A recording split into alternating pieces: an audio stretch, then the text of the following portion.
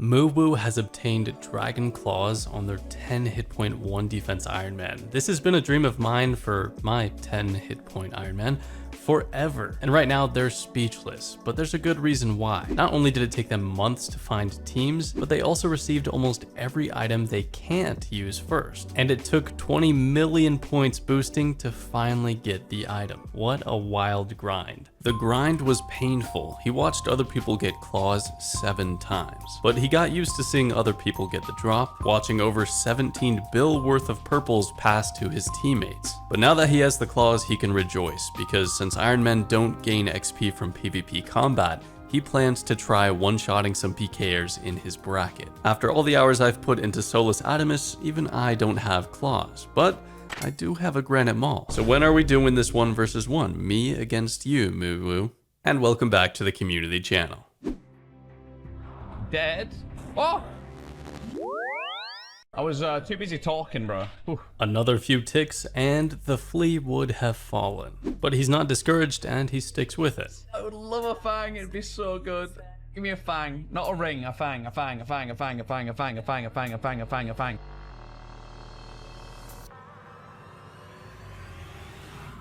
Yes, boys, a fang, huge. Congratulations, sick nerd. But you better hope a shooting star doesn't land in your world or it's gonna crash. Go in for the DDS. Yes, you beast champion, you are so good. Yeah. He was right, I guess. We're gonna barrage him here at the start. I'll show you guys how to kill the bear efficiently. It's 90% AFK until you have to actually play the game. Oh my god. There's no way. Like, I didn't have my... Don't... Everyone stop looking. The one and only Nathan has been fighting this guy for a while. Dead. Yeah, shut up, bruv. You got violated, bruv. Outlast the outlaster. TY. No, I'm joking. Honestly, good fights to him, bro. He gave me a lot of good fights. Genuinely, I appreciate the fights, my brother. Gotta love the sportsmanship. And it's pretty easy to stay positive with a fresh 100 mil in the bank. Puggin wants to reset this Theater of Blood raid, so he does a quick logout. Funny. I'm not funny anymore. That's rough. Wait, what happens to my gear? I beast! Well, at least he didn't have to pay the theater's death fee. Plus 100k. Skilly is at the teleport line and only has a single Karambwan left to eat. Now he's got nothing, it looks grim. Let it be rain! Stall for a little bit longer, bro. Let it rain, man! 73, dude. 40 mil, I'll take it. Dino's been full teleblocked. Why doesn't the guy have prayers on? Holy, look at all this damage!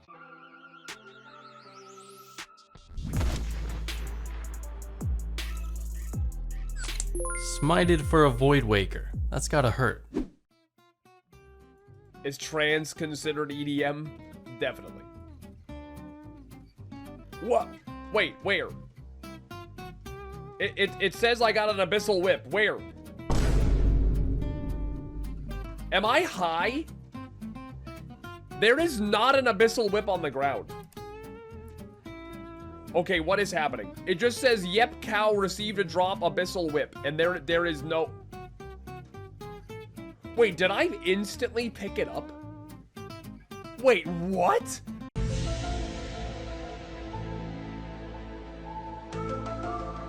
Westham's in trouble. He's running low on brews with only one Karambwan to combo eat. If he insta-catches again, I'm gonna be so sad. Goodbye. Thank you for the body, bro. A huge stack for a huge key. Congrats, Westham. Rocky and his friends are PKing at Kraken on a non-PvP world. Oh, he's running. Yep, those are Diango's claws. They can do a pretend special attack, but this guy isn't in any danger.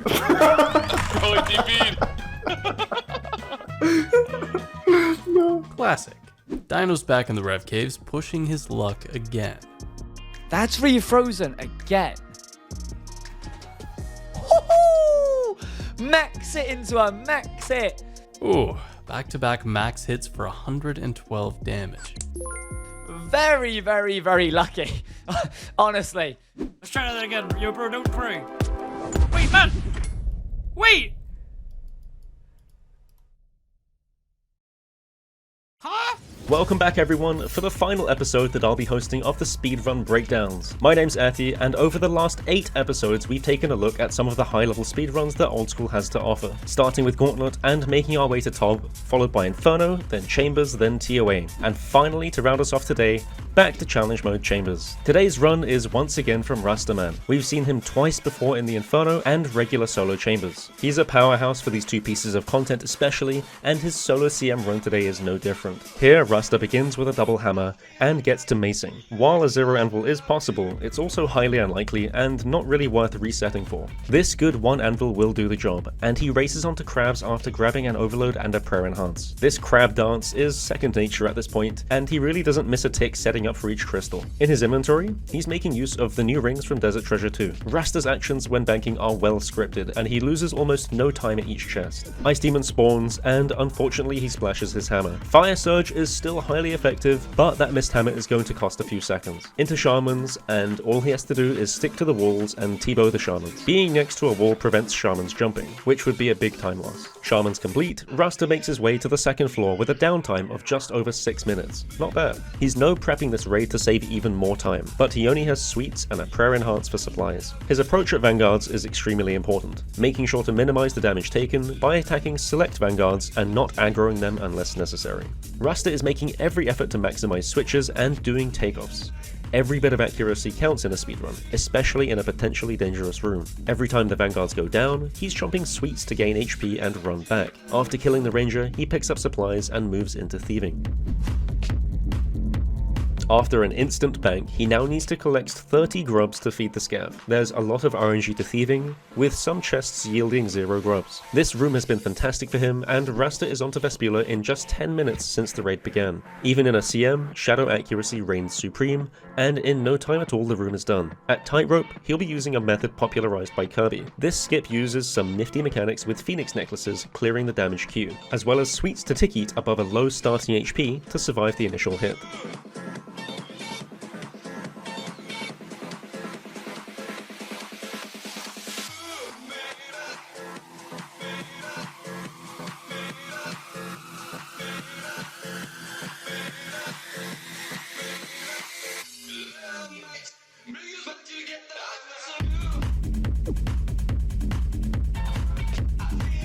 Down at Guardians on the 3rd floor, and the best he can do is upkeep his ticks and keep attacking when possible. With no ability to venge Vasa, this room is reliant on big T-bow hits, and good claw hits on the crystal.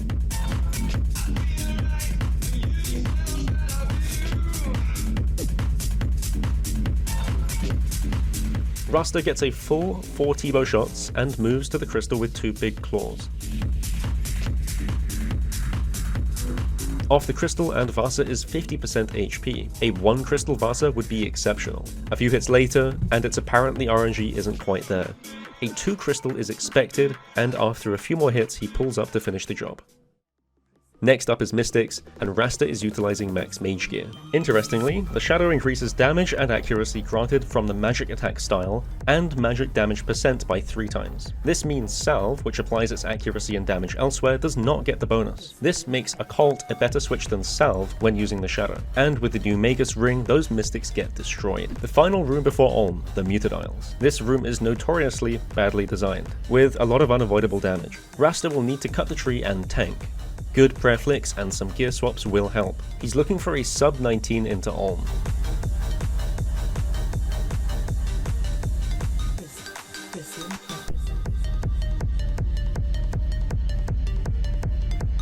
And Large Mutadile just got deleted. With an 1840 into Ulm, this is a fantastically fast run. He quick banks and prepares to fight.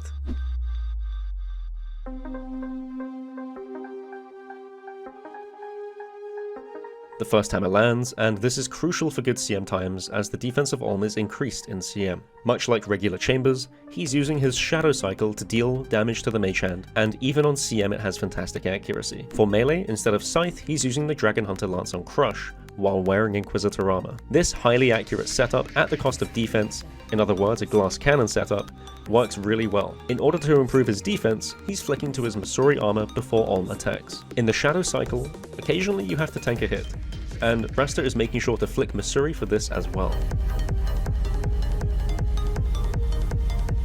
P3 begins, and his special attack is still only 40. He's decided to hit Mage Hand to allow it time to regen. One more attack and he goes in for it. It lands. Without that, the run might just be over. Rasta employs a cool bit of the Arceus spellbook tech, the Vile Vigor spell. This is a nice use case for Chambers speeds as you have near infinite prayer. This spell converts prayer points to run energy. Moving into head phase, and his Teemo simply decides to hit some 90s. Fantastic RNG.